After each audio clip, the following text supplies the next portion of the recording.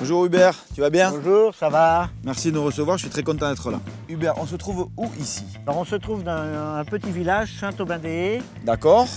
dans le département de l'Eure, dans la région de Normandie. D'accord, donc tu élèves ici quelle race?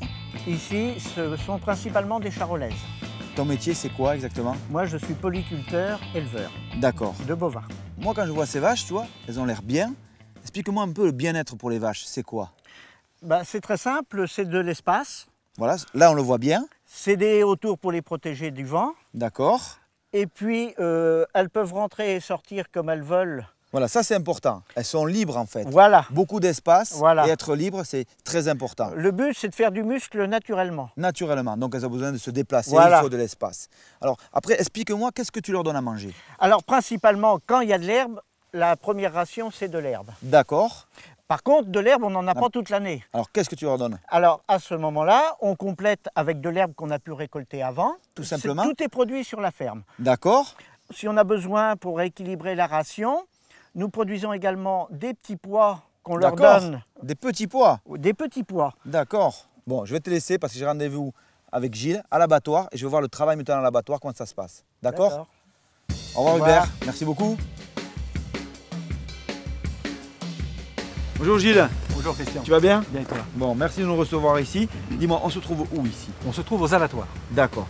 Alors, est-ce que tu peux me parler un peu du bien-être de l'animal et de la traçabilité? Tout à fait. Donc en fait, le bien-être animal, nos chauffeurs vont dans les fermes avec ce type de véhicule, charger les animaux. Ils ont été formés à la manipulation des animaux de façon à faire en sorte qu'il n'y ait aucun stress de subi par le bovin. D'accord. Il y a aussi un élément important lié à la fois au bien-être, mais à l'état sanitaire aussi des bovins. Bien sûr, très Chaque important. bovin est accompagné d'un passeport. Voilà. Et ce passeport nous garantit à la fois l'origine du bovin, mais aussi l'état sanitaire de l'élevage d'où il vient. D'accord. Donc c'est un élément hyper important. Très important. Et après, comment ça se passe? Et après, donc, je vais t'emmener dans les étables et tu vas voir comment ça se passe dans les étables. D'accord. Donc on y va, On y dans va. les étables.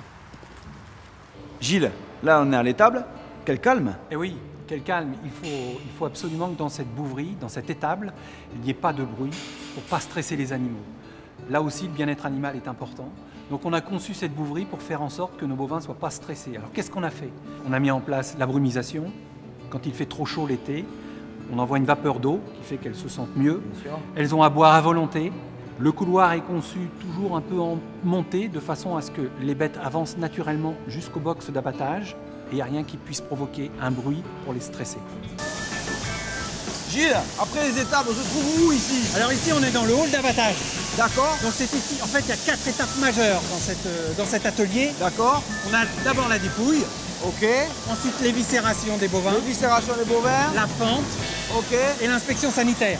Très important. Très important. Toujours ce suivi. Toujours, on a les vétérinaires qui sont là, on a des préposés vétérinaires qui sont sur la ligne d'abattage pour vérifier la qualité sanitaire de la viande. D'accord. Et sur chaque bovin qui présente une qualité optimum, il porte le cachet sanitaire sur chaque bête. Donc là, les quartiers, ils arrivent. Et qu'est-ce qui se passe maintenant? On est dans l'atelier de désossage. À l'entrée de l'atelier de désossage, tu as un contrôle qualité déjà sur la présentation du quartier, son état d'hygiène. Et en fonction de ces éléments-là, ensuite les quartiers entrent et vont dans l'atelier de découpe. Voilà. Et là, ils commencent à découper. Moi, d'après ce que je vois, c'est quand même des gestes très précis. Tu as raison, ce sont des gestes très précis. Précis sur le désossage, parce qu'il est extrêmement important d'aller chercher l'os, de bien contourner l'os, et aussi la séparation et le parage des muscles. C'est un geste qu'on peut qualifier de chirurgical. Bon Gilles, on est où ici? C'est la dernière étape un peu ici? Voilà, tu es à la dernière étape, tu es dans l'atelier piécé. Donc là, on a nos salariés qui sont des spécialistes bouchers, qui vont trancher la viande selon les exigences des clients, en termes de poids, que de calibre. Et on a des viandes à griller ou des viandes à sauter. À sauter. Voilà. Gilles, donc après, il y a le conditionnement. Explique-moi un peu ça. Alors le conditionnement, en fait, là, tu es sur une entrecôte sous vide. On a une étiquette de traçabilité où là, tu retrouves tous les éléments de conditionnement. Voilà. Tu as la traçabilité, la catégorie, le type racial, le poids. Tu es sur une vache charolaise, l'origine de l'atelier de découpe.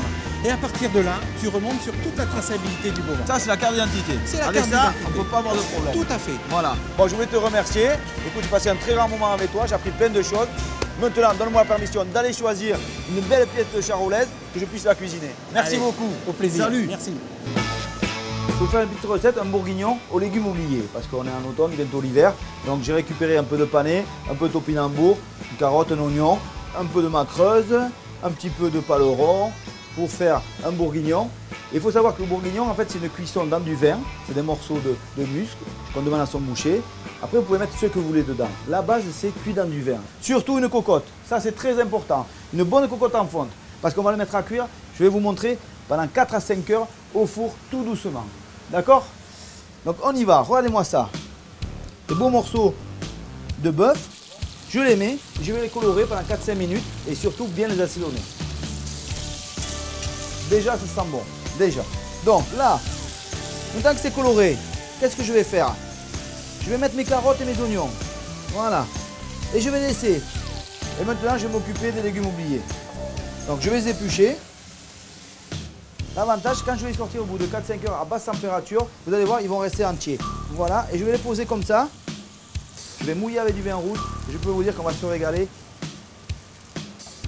Ça bout, je mets le couvercle.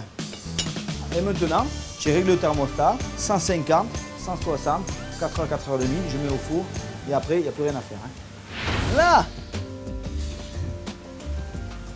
Voilà, regardez-moi ça. Regardez la sauce, elle a bien épaissi, tout doucement. Voilà, la viande elle se détache tout doucement. On peut le servir en cocotte si vous voulez, ou sinon, assiette creuse. Moi je vais faire sur une assiette creuse. Voilà. Regardez, on voit les petits bouts de carottes. Et voilà, mon bourguignon aux légumes oubliés. Regardez, on voit bien les topinambours, le panais, la viande. Moi je peux vous dire qu'on va bien se régaler avec ce bourguignon.